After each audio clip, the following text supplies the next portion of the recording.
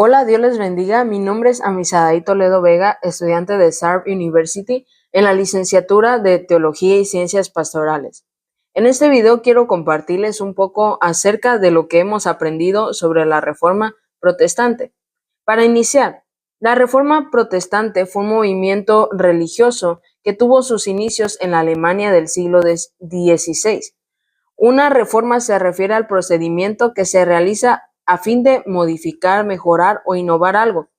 Y ese movimiento lo que buscaba era protestar en contra de las malas prácticas y los abusos que se venían presentando en el interior de la Iglesia Católica.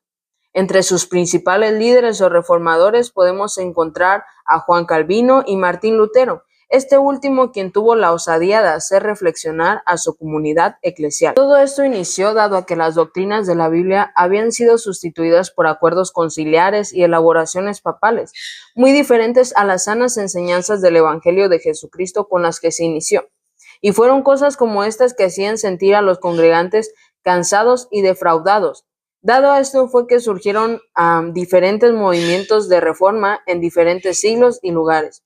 Pero muchos de estos movimientos que surgieron fueron detenidos y duraban muy poco tiempo, pero no fue hasta que en el siglo XVI inició un movimiento que finalmente se sostuvo y dio un fruto abundante y consistente. A diferencia de los otros movimientos, este movimiento que dio inicio el 31 de octubre de 1517 tuvo el tiempo suficiente para madurar y, por decirlo de alguna manera, terminar lo que se había iniciado. Pero antes de que todo esto se diera, todo lo de la reforma, existió algo que se conoce como la prerreforma, y en ello están los prerreformistas, entre los que encontramos a Juan Wycliffe. Juan Wycliffe argumentó que la Iglesia no debería tener injerencia en asuntos temporales y que los clérigos corruptos perdían cualquier autoridad espiritual otorgadas por su nombramiento. Además, a otro de sus aportes fue que negaba la transubstanciación de los elementos de la Santa Comunión. También, entre otros prerreformistas, encontramos a Juan Hus.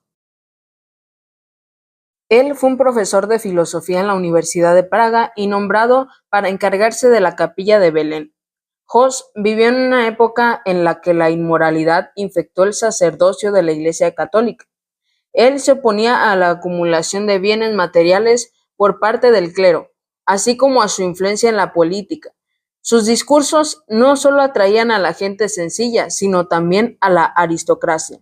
Pronto él comenzó a predicar sermones violentos contra la corrupción del clero hasta que lo denunciaron al arzobispo y le prohibieron el predicar. Además, argumentó firmemente contra las indulgencias y predicó en el idioma de las personas en oposición a la idea de predicar en latín con la que se predicaba en ese tiempo. Otro de los prerreformistas también fue Juan Wessel, teólogo holandés que, a pesar que permaneció dentro de la iglesia de su tiempo, tuvo ideas que iban en contra de su teología. Por ejemplo, negó la infalibilidad del magisterio de la iglesia, al igual que la infalibilidad papal y de los concilios de la iglesia. Aunque expuso el asunto de la justificación de la fe, muchas de sus otras creencias estaban de acuerdo con lo expuesto por la iglesia de su tiempo. Entre otros de los prerreformistas está Girolamo Savonarola. Fue un monje dominicano reformador. Él reconoció la depravación que estaba presente en todo el ambiente del Renacimiento. Se enfocó en la oración y las prácticas ascéticas. Se opuso al estilo de vida pagana e inmoral que se vivía en esa ciudad. Aparte de estos ya mencionados, existen otros prerreformistas, como lo fue Hans Bohm y otros más, pero todavía hay algunas cosas que me gustaría mencionar acerca de lo que fue la Reforma.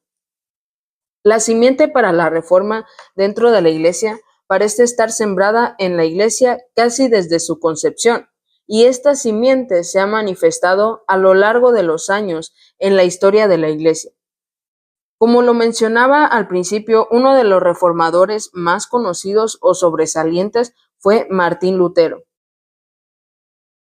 Martín Lutero, amante estudioso de la palabra de Dios, que inquieto por los acontecimientos y derrotero de la Iglesia, tuvo el valor de tratar de corregir, y fue uno de los grandes personajes religiosos en la historia de la humanidad. Como es bien sabido por muchos, el 31 de octubre de 1517, Lutero clavó en la puerta lateral de la capilla del castillo de Wittenberg sus famosas 95 tesis que escribió contra las indulgencias. Este documento fue visto como un gran atrevimiento contra el Papa y causó conmoción en Alemania. El caso de Lutero es único. El triunfo de la gracia sobre él parece producirse paulatinamente, desde el destello del discernimiento que tuvo en la famosa escalinata en Roma acerca de que el justo por la fe vivirá, hasta las puertas de Wittenberg y sus 95 tesis que ayudaron a dar inicio a la Edad Moderna. En 2017 se celebraron 500 años de una nueva historia para el mundo.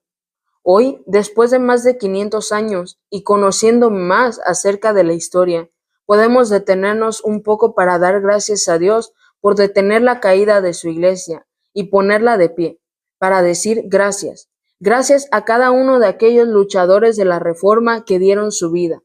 Tomémonos un tiempo para recordar, y no solo para recordar, sino para conocer acerca de la historia de la Reforma y aún reflexionar en ella y en la vida de cada reformador.